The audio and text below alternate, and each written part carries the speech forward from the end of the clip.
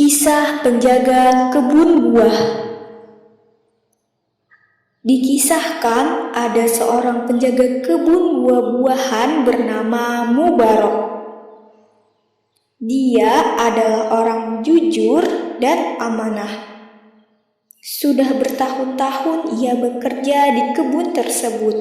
Suatu hari majikannya, sang pemilik kebun, datang mengunjungi kebunnya. Majikannya ternyata sedang mengalami masalah yang rumit berkaitan dengan putrinya. Banyak pria yang ingin mempersunting putrinya yang sudah beranjak dewasa dan tumbuh menjadi seorang gadis yang cantik.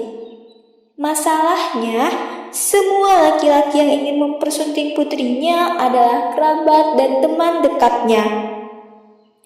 Ia harus memilih salah satu dari mereka, tetapi ia khawatir jika akan menyinggung bagi kerabat yang tidak terpilih.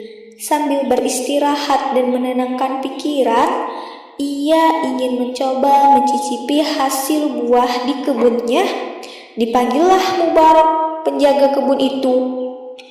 "Hai Mubarok, kemarilah. Tolong ambilkan saya buah melon yang manis," perintahnya. Dengan sigap, Mubarok segera memetik buah melon yang diminta, kemudian diberikan kepada majikannya.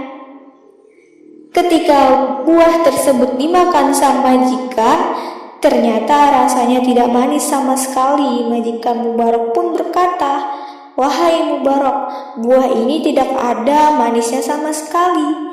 Berikan saya buah yang manis," pinta sang majikan. Untuk kedua kalinya, buah yang diberikan Mubarok masih belum terasa manis. Sang majikan terheran-heran. Sudah sekian lama ia memperkerjakan Mubarok, tetapi mengapa ia tidak mampu membedakan antara buah yang masih muda dan yang sudah masak? Mungkin ia lupa, pikir sang majikan. Dimintanya lagi Mubarok untuk memetikkan kembali buah yang manis. Hasilnya sama saja, buah ketiga masih terasa tawar. Rasa penasaran timbul dari sang majikan. Dipanggillah Mubarok. "Bukankah kau sudah lama bekerja di sini? Mengapa kamu tidak tahu buah mana yang sudah manis?" tanya sang majikan. Mubarok menjawab, "Maaf Tuan, saya tidak tahu bagaimana rasa buah-buahan yang tumbuh di kebun ini, karena saya tidak pernah mencicipinya." "Aneh, bukankah amat mudah bagimu untuk memetik buah-buahan di sini? Mengapa tidak ada satu pun yang kau makan?" tanya sang majikan. "Pesan orang tua dan guru, saya tidak boleh makan sesuatu yang belum jelas kehalalannya bagiku. Buah-buahan itu bukan milikku, jadi aku tidak berhak untuk memakannya sebelum memperoleh izin dari pemiliknya," jelas Mubarok. Sang majikan terkejut dengan penjelasan Mubarok tersebut. Dia tidak lagi memandang Mubarok sebatas tukang kebun, melainkan sebagai seseorang yang jujur, hatinya jernih, pikirannya bersih, dan tinggi kedudukannya di mata Allah Subhanahu wa Ta'ala. Ia berpikir mungkin Mubarok bisa mencarikan jalan keluar atas permasalahan rumit yang tengah dihadapinya. Mulailah sang majikan bercerita tentang lamaran kerabat dan teman-teman dekatnya kepada putrinya. Ia mengakhiri ceritanya dengan bertanya kepada Mubarok, "Menurutmu siapakah yang pantas menjadi pendamping putriku?"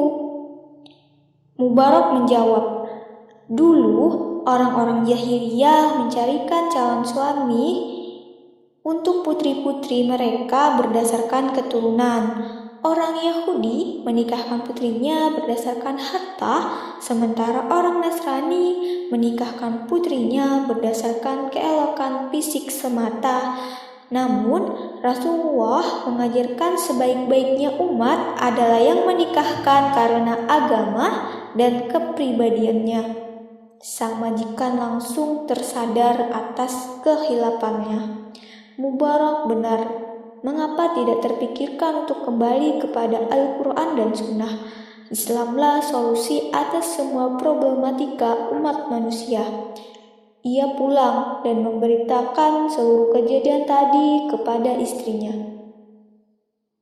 Menurutku, Mubaraklah yang pantas menjadi pendamping putri kita, usulnya kepada sang istri. Tanpa perdebatan panjang, sang istri langsung menyetujuinya. Pernikahan bahagia dilangsungkan.